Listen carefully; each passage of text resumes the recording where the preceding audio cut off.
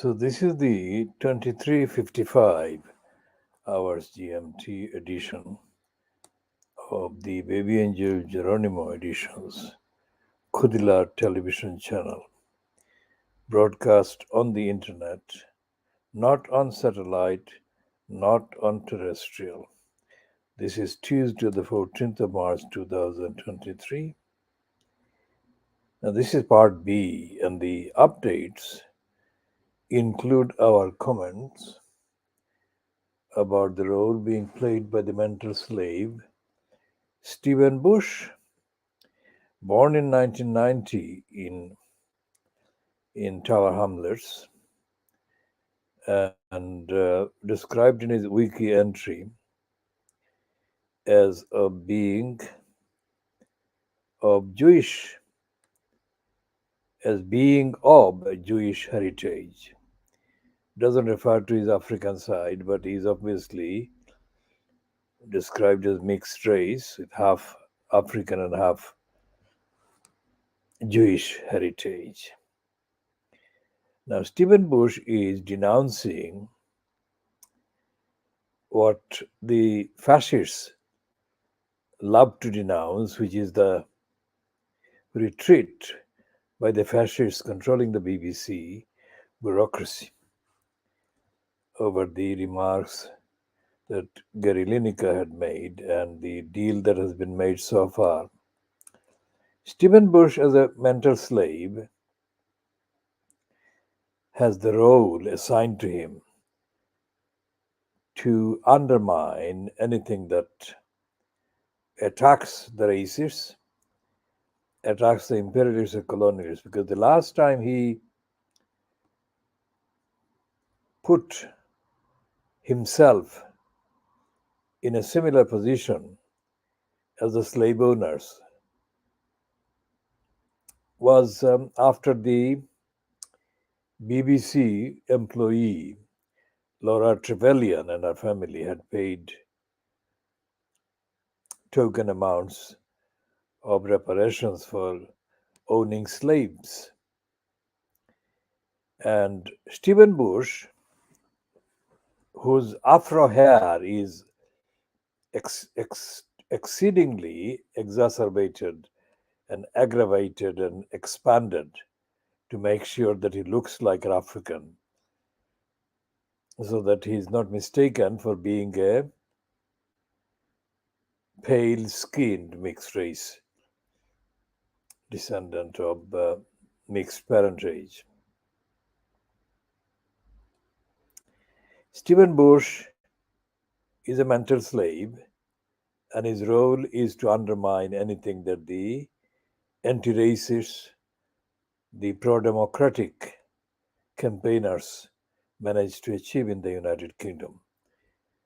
That kind of achievement is, by definition, very rare and very infrequent. Now, today's Financial Times, that is Tuesday, the 14th of March, 2023, carries this stupid piece on page 23 as an opinion by stupid Bush under society, and says Lineker and free speech, problematic new realm. Problematic. Anything that has the slightest hint of defeating or exposing the racists and fascists must be problematic according to this mental slave and his servitude and his mental slave's assignment.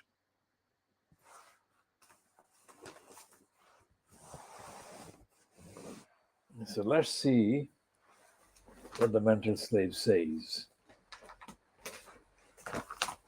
Remember, in part 1 or part A, today we discussed the Guardian columnist, Owen Jones. So in addition to Owen Jones, here is Stephen Bush.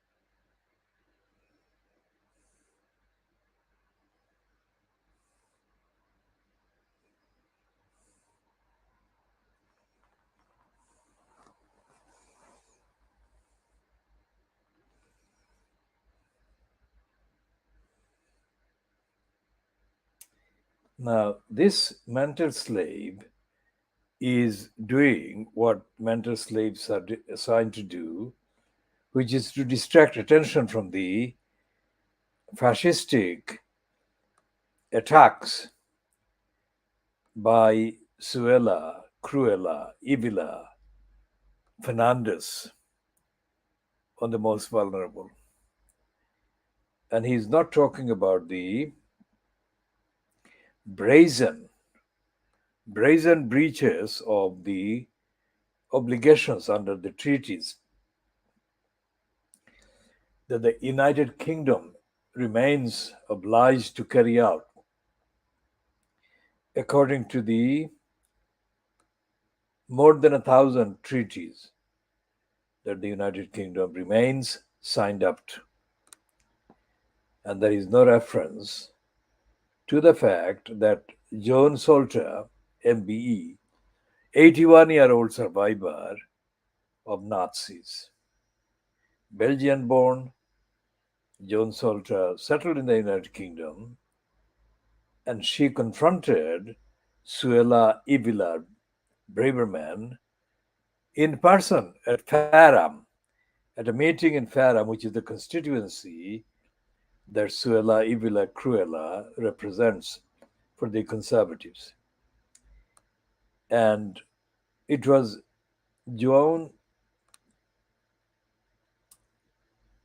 Salter's expose of and on Suella Eviller Crueller that actually highlighted the fact that in the 1930s, not 1940s, the 1930s, the Nazis in Germany had carried out a brainwashing program of dehumanizing narrations aimed at the Jews, at the trade unionists, and others, and made them dehumanized kind of images, which their neighbors, being brainwashed, then carried out according to the plan that the Nazis had confected during the narrative in the 1930s. And that carrying out of the agenda was the Holocaust in the 1940s. So the attention should be and should have been on what Joan Salter said, not on what Gary Lineker said, because Gary Lineker said a very small fraction of what Joan Salter said. And Gary Lineker could never match the empirical wealth of evidence that Joan Salter has as a survivor herself of Nazis. So Stephen Bush idiotically is talking about Disney, about Tim Davie, and all the rest of it, but he's not talking about the international treaties. And this mental slave, in his wiki entry, is exhibited as a fellow of an Oxford college. What does it mean? What does it amount to? It amounts to mental slavery and appeasement. So Stephen Bush is appeasing today's propagandists that are actually carrying out on the level of actual agenda, carrying out the same purpose of demonizing people that are most vulnerable, most innocent, and most in need of protection, as guaranteed by the Refugee Convention 1951, to which the United Kingdom remains a signatory. So we shall be, of course, expanding on the roles being played by the mental slave Stephen Bush and the hocus pocus bogus left winger at the Guardian, Owen Jones. All of them are trying to hide the real attacks, which are the attacks modeled, designed on the Nazis' narrative, Nazis' agenda of dehumanizing the vulnerable, dehumanizing the most in need of help and protection and refuge and asylum. There is a piece in the kind of media outlet about the fact that in addition to Shamima Begum, there are children, many children who are being left to kind of suffer in agony and frustration in the Kurdish controlled so-called camps within Syria. And their governments, especially the government of Trinidad, the governments are refusing to take back these children. So what are the opinions pieces saying about these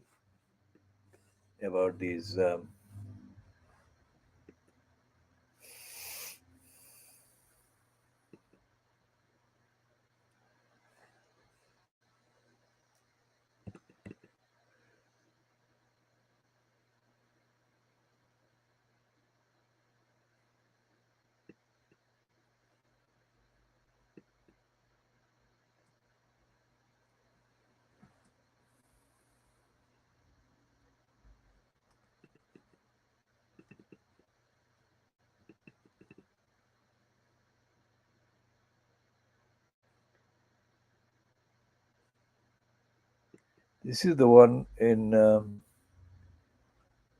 it's in an outlet called commonwealthroundtable.co.uk, and it is talking about victims of ISIS, Citizenship Council. Now it's talking about the citizenship of Shamima Begum. The most comprehensive study from Daesh to Diaspora by King's College London's International Center for the Study of Radicalization estimates IS had 52,808 foreigners from 80 countries, including 6,902 women and 6,577 minors, up to 60% of whom were born in the Caliphate. The report identified a serious problem for several Commonwealth states. The United Kingdom had an estimated 900 citizens who joined IS. Australia had 232. Malaysia had up to 154, while Canada had 110 to 120. Singapore had just 8. Some Malaysian and Singaporean militants followed IS's instructions to wage jihad in the Philippines. Bangladesh had 40. Pakistan and Kenya a suspiciously rounded 100 each. Sri Lanka 32 to 36, and South Africa had 140 to 163. Some figures seem implausible. Could Trinidad and Tobago's 1.4 million people really have contributed far more zealots, 130 to 250, than the 67 to 75 from India's 200 million Muslims? So this study is suspect itself. And then there is this item or this section headed Citizenship Cancelled. By 2019, British MPs heard only 40 people had been successfully prosecuted in the United Kingdom. Of 300 returnees, most people wished to bar them. A parliamentary petition signed by nearly 600,000 people called for all ISIS members to have their citizenship and passports cancelled, even though it is illegal under international law to strip somebody's nationality if it leaves them stateless. The UK's quandary over how to deal with its returnee jihadists is best illustrated by Shamima Begum, one of three East London schoolgirl friends who made their way to the IS stronghold of Raqqa. She polarizes opinion. To some, she deserves compassion as misguided victim of grooming and trafficking.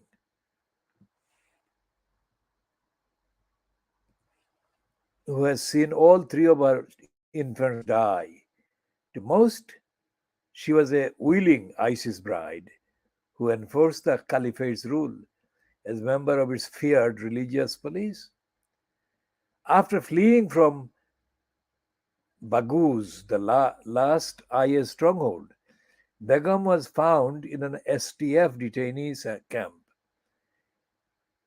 The UK removed her citizenship in 2019, claiming she had Bangladeshi nationality through her parents.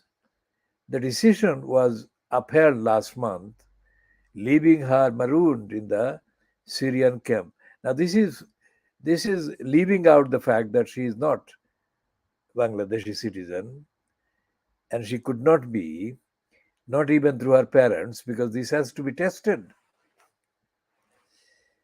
And however, the government's own legal advisor on terrorism, Jonathan Hall KC, said she should be returned and prosecuted, saying repatriation, if it took place, should not be confused with moral absolution. He added, that is Jonathan Hall, the status quo does not eliminate risk, but all this is extra legal rather than a basis for policy. A Times leader argued the government has all given reading that again. A Times leader, that is an editorial, argued the government has still given no convincing answer on why Shamima Begum must not return home, or what threat she still poses that cannot be countered by close monitoring. Punishing people by leaving them stateless in the desert is no answer to terrorism. And the Times leader asked, what about the youngest detainees left to rot in camps? Is there any doubt that these children, now young, will be brutally schooled into becoming terrorists themselves?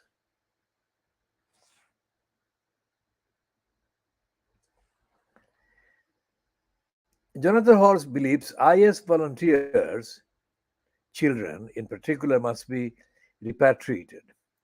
Manage return with proper preparation, reception committees, police with risk management plans in place, local authorities primed to undertake safeguarding, wider family members engaged is better than chaotic return. Now, this is the first time, absolutely the first time, that I'm reading the word safeguarding, and that I'm reading safeguarding in connection with the local councils.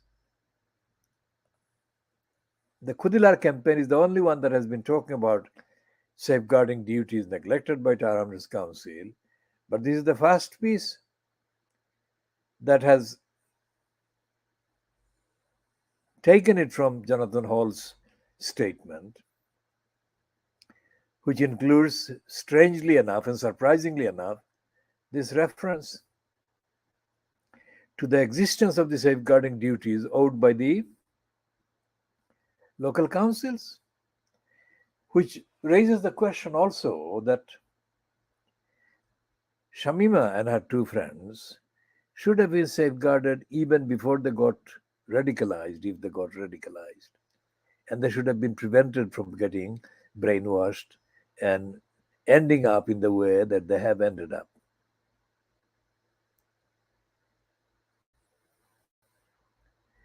The Canadian government has said it favors reintegrating returnees into society, but its more progressive approach also has its pitfalls.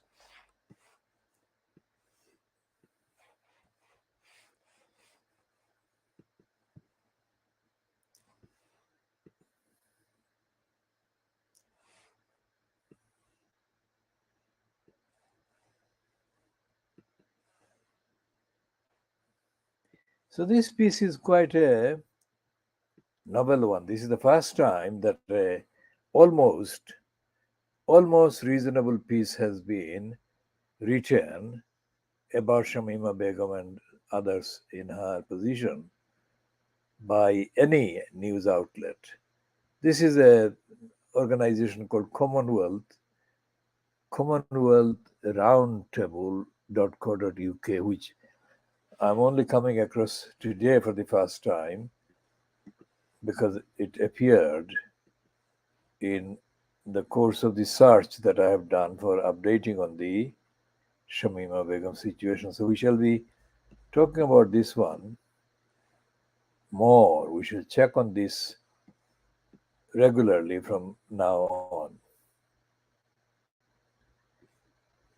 And we shall probably comment on this piece, which I am not reading in full, but the fact that they have really questioned the authenticity or the rigorous nature or rigorousness of the London University research project in its counting of numbers of IS children and detainees from countries with various sizes of populations shows that these people whoever they are doing the Commonwealth Roundtable.co.uk are actually trying to get the facts, not necessarily as accurately as or as rigorously as we have been doing, but at least they're doing it more rigorously than any of the Fleet Street papers, including The Guardian, of course. So let's check on the other items that we need to check on by way of updates.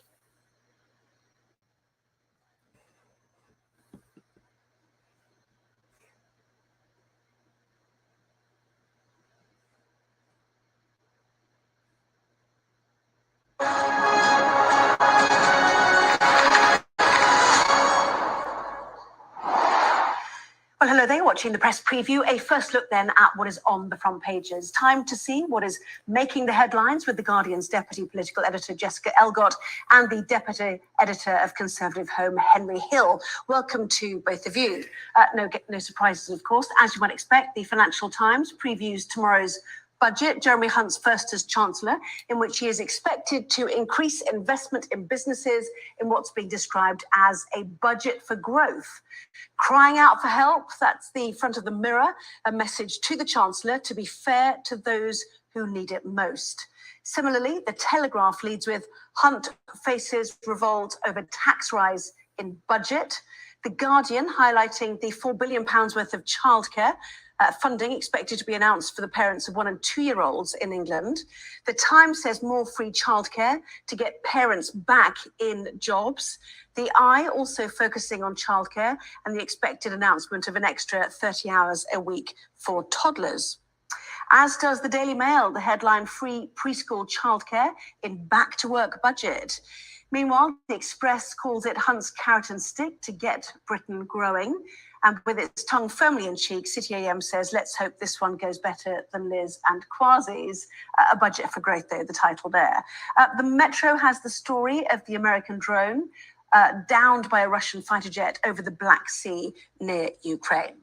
come on to that a bit later on. Just a reminder though, by scanning the QR code you'll see on screen during the programme, you can check out the front pages of tomorrow's newspapers while you watch us. So let's head straight to Jessica and Henry. Lots to talk about with a budget for growth. It had been billed as a budget for work or to get people back to work. And Jessica, part of that, many of the papers picking up on, is the help for childcare, which many parents would say is desperately needed. Yeah, so this was a story that we broke this afternoon, and the Treasury seems to have given everybody else the nod that it's right, and that this is something he'll announce tomorrow.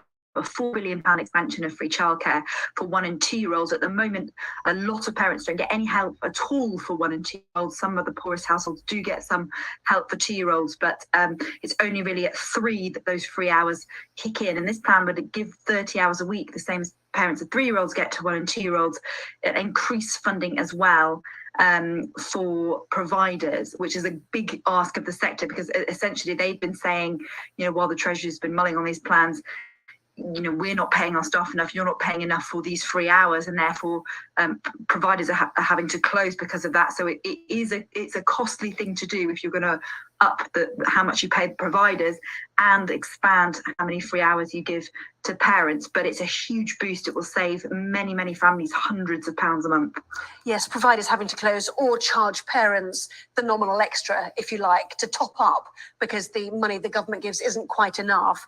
The Times also picking up on that, more free childcare to get parents back in jobs. How will people feel about this as a giveaway policy, do you think, Henry? Well, I think for the reasons that Jess set out, it will obviously be popular. Childcare is something that a lot of people struggle with. And if the government's priority is getting people back into the workforce, then providing more support for parents to allow them to do that is obviously a good thing. I think this is another example, though, of just how the Treasury having to spend lots of money to make up for this what should be easier policy decisions that they just won't make, right? Because ultimately Liz Truss tried to slightly deregulate childcare, bringing the number of children an individual carer could look after down to the norms in that distant country, Scotland, and that has continually failed every time it's been attempted, and therefore this is more expensive, and therefore, despite huge pressures on the public purse, the fact that they're going to have to deliver these public sector pay rises at some point and all the rest of it, they're having to throw £4 billion at this policy. Will it be enough to actually make this sustainable over the long term? I don't know, but it is a good retail offer, and it does matter to people. But it's fundamentally a sign of pumping more money we don't really have into a system that politicians are afraid to reform. Yes, and the details of this, the Times tells us that Hunt believes that childcare is key to unlocking growth, and under the plans, the free childcare will be available to all parents of children aged 1 and 2, provided they earn less than £100,000 each and both parents work for 16 hours a week. At present, the 30 hours of free childcare offer is only available to parents of those aged 3 and 4. So certainly bringing it down the age range and encouraging those with younger children to head back to work earlier. That the budget for work, or driving people back to work, he has said in his statement this evening, will focus on disabled people, those with long-term health conditions, parents, as we've discussed, the over 50s, as we discussed last night because of the pensions, and also people on universal credit. But the main thrust of it, as we head to the Financial Times, to unveil a budget for growth. Now, you might say that's something of a sop to the Trussites who are smarting about the corporation tax increases which are due, Jessica. Yeah, and they're also, that you're not seeing those kind of big headline tax cuts that a lot of Tory MPs do want to see. I think you will see, I think, a little bit more of the kind of Truss budget, and perhaps in a kind of slimmed down version than we might have expected to be resurrected. So there will be some of that deregulation for housing, the very niche nutrient neutrality, which many Tory MPs blame, a hangover from EU law that seems to stop some housing getting built. Investment zones, we remember them from the other budget. So there is stuff that was in it that is kind of finding its way back into the Treasury's. But one of the things that is not for moving, so it seems, is this plan to increase corporation tax from 19 to 25%, and to end that super deduction, which was offering a big tax relief, extra tax relief on companies' purchases. So I think we're going to get something to replace that, but still, it's something that Tory MPs say is one of the things that are holding back growth, holding back foreign companies from investing in the UK. Yes, Daily Express talks about Hunt's carrot and stick to get Britain growing and working. In the Treasury announcement tonight, the changes are expected to encourage benefit claimants to move into work or increase their hours, with increased sanctions enforcement and work coach support, and the childcare costs on universal credit to be paid up front. But if we go to the Daily Telegraph and pick up on the complaints about corporation tax and the failure to reduce taxes, the Telegraph is talking, Henry, about a revolt. Tell us what that might be. He's saying suggestion that the levy on companies, the corporation tax increase, will have a chilling effect on the economy, the opposite of growth. Yeah, well, so there's sort of two sort of sides to this. The political side is that, yes, the Trussites, and there are still, quite a lot of them, are smarting from the very abrupt nature, shall we say, of her premiership and the decision by Rishi Sunak and Jeremy Hunt to move away from her vision. And they truly believe that conservatism means delivering lower taxes, and that will drive growth. And so they're going to try and put pressure on the government. But I think the other issue is just that, we hear this is going to be a budget for business, and yet, a lot of the headline issues coming out so far are not particularly business friendly. Whatever you think of the increase in corporation tax rates, that's not pro-business. Ending the super not pro-business, even if it is replaced with full expensing, which basically is the company's value of the capital investments they make against tax. And there are things that the Treasury could do. They could, for example, raise the threshold at which small businesses have to register for VAT. Currently, there's a huge clustering effect of businesses which are deliberately not growing because they don't want to have to start charging VAT to their existing customers. If you raised that, you would allow SMEs to grow. And we haven't yet seen much of that either, because there's a fundamental tension between the Treasury's need to get revenue in and the idea of, if you give the companies some rope now, then they will generate growth, and that growth will pay off in 1, 2, 5 years' time. So I think a lot of Conservatives are concerned. Yes, some of them are just angry Trussites, but others are concerned that actually it's very easy to say the word growth. Every politician says the word growth. You're not going to find many politicians who don't like growth in theory. But, there's a reason we haven't had it for so long, and that's because an awful lot of the policies that actually militate against growth are individually very popular. And this housing thing is actually just another example. Instead of just scrapping this requirement that the EU courts came up with, they're coming up with a complicated balancing and trade-off scheme. Now, yes, that might help, but that's still going to involve more costs for councils, more costs for planners, more costs in the process. And it's going to mean that we're still behind on house building where we were before that judgment was handed down. Yeah, the City AM picks up on a budget for growth with that comment. Let's hope this one goes better than Liz and Kwasi's. And certainly in his statement, Jeremy Hunt suggested that the autumn statement last year was to bring stability, and this one is to bring growth. And just very quickly, the Daily Mirror, Jessica, just very, very quickly if you can, because the backdrop to all of this, of course, is strikes in multiple sectors, public sector staff going off. Yeah, and it points out that it isn't anything identified so far for public sector workers, although there is a settlement that will come for them for this next year. But there's big strikes going on tomorrow, tube, teacher strikes, and it's not a great, the backdrop of that industrial strife is not a great one. Okay, lovely and brief. Thank you very much indeed. Overrunning, as you can see. Lots more still to come, though. A major diplomatic incident as a Russian fighter jet shoots down an American drone. Not shoots down, apologies, nudges it. Anyway, we'll discuss that next.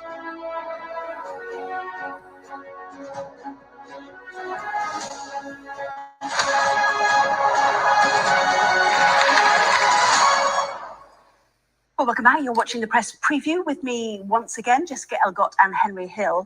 Henry, pick up, if you can, on the front page of the Metro then, the incident of the 2 Russian jets and the US unmanned drone over the Black Sea.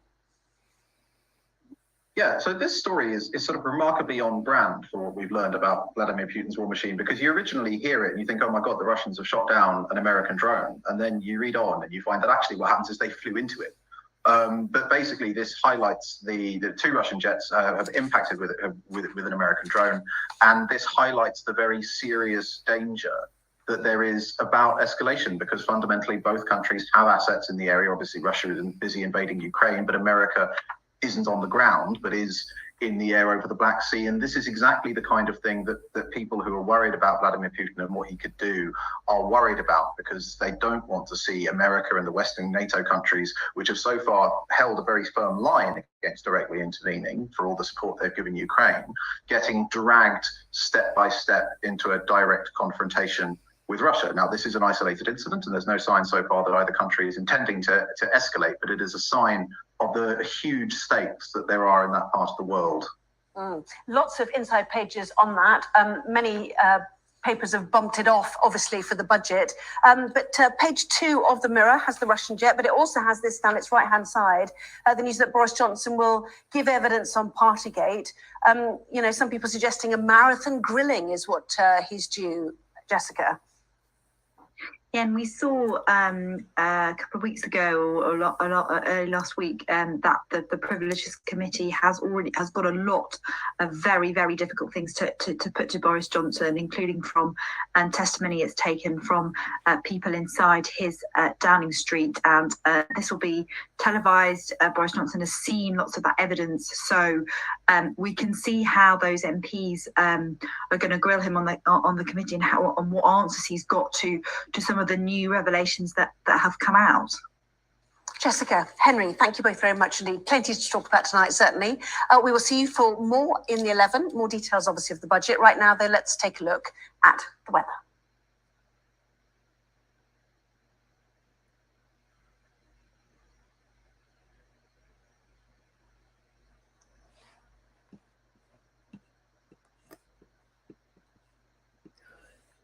So we go back to Pakistan, and the statement by Imran Khan says that he is surprised that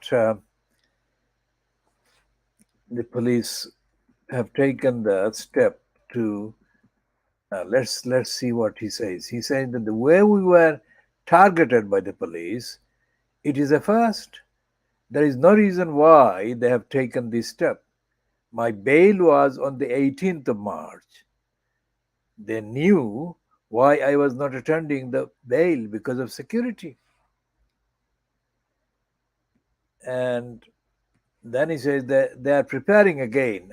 I know I have given an undertaking in the Lahore High Court that I will be in court on the 18th of March. But it was not accepted. Imran Khan said ahead of his possible arrest. Why was it not taken? Because London is part of the plan. Nawaz Sharif has been given assurance that me and my party will be attacked and pulled down, Imran Khan said, while condemning the police for charging the supporters with batons and tear gas shells. Imran Khan's supporters gathered outside his house as a police team arrived from Islamabad to arrest him on a court order, while Imran Khan called on his supporters to stand up for the supremacy of law and fight for the true independence, which is Hakiki Azadi. Police have come to arrest and send me to jail. If something happens to me or sent to jail or they kill me, you have to prove that this nation will continue to struggle even without Imran Khan, he said, in a video recorded statement following the violence. Several of Imran Khan's supporters were injured when the police resorted to tear gas shelling, Reuters news agency reported. The arrest warrant was issued in a case against Imran Khan for unlawfully selling state gifts while in power from 2018 to 2022.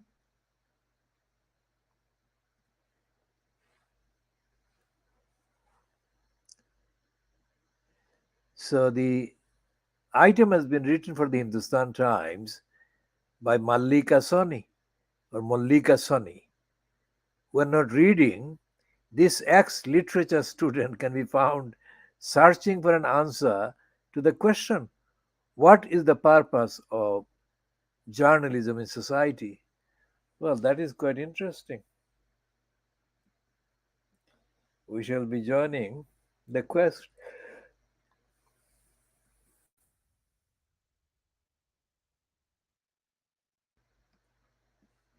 Let's go back to the UK domestic issue and the question of the BBC. Let's see if there is any reference to Jones Soldier.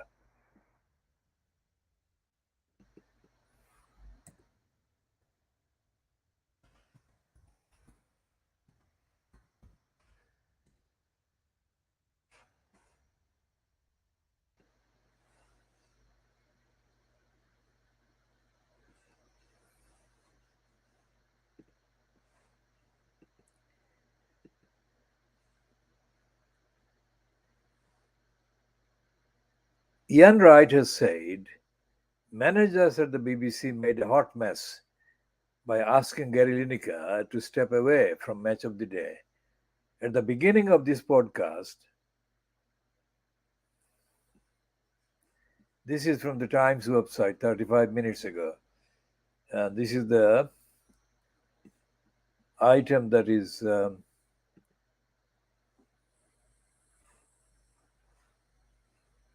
accompanied by a picture of Gary Lineker and Alan Shearer and Ian Wright. So he says that it's the BBC that made the mess. That is the Times, and it's paywall, so we can't access the full copy there online. Gary Lineker resumes normal service with quick-witted Arling Halan quip. Let's see what the Mirror is referring to by Arling Halan or Halan quip. What is he saying?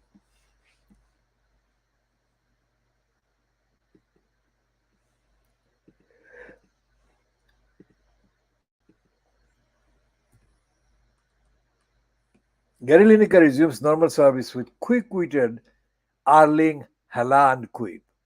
Match of the Day host Gary Lineker is back to his best on Twitter, making a light-hearted quip about Arling Haaland after the Manchester City ace scored 5 goals in one game.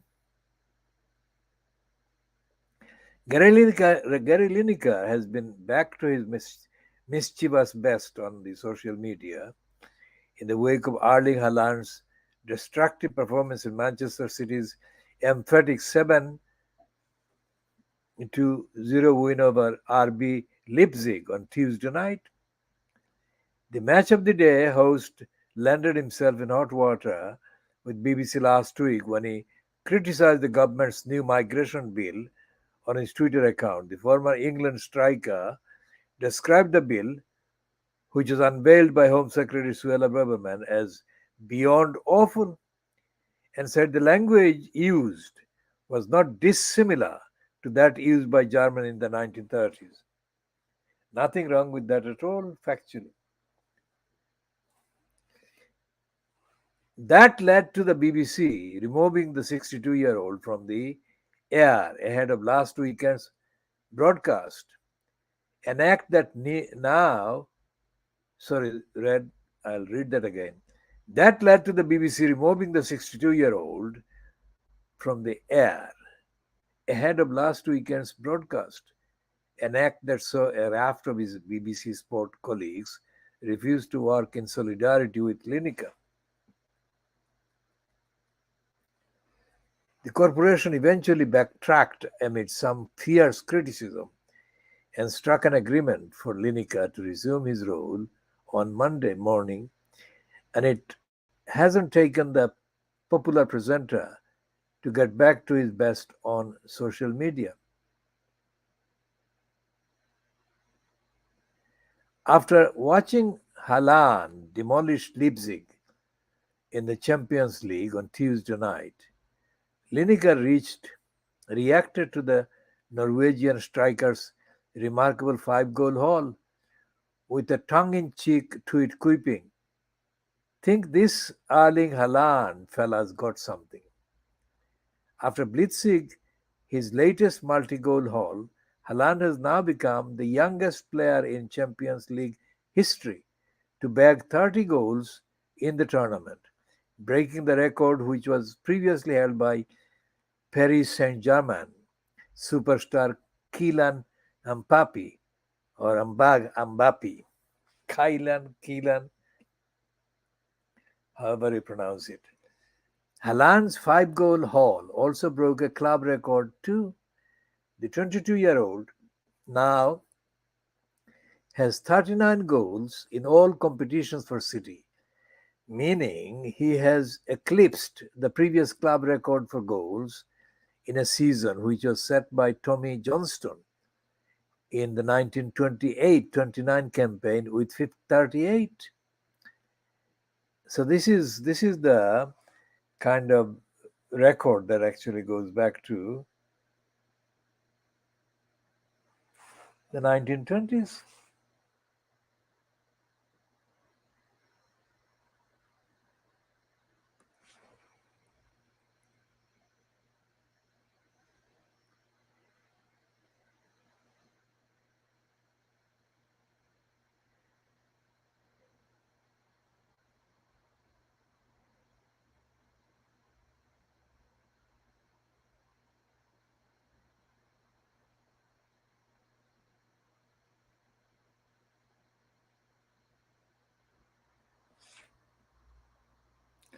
And the rest of the copy is about Haaland.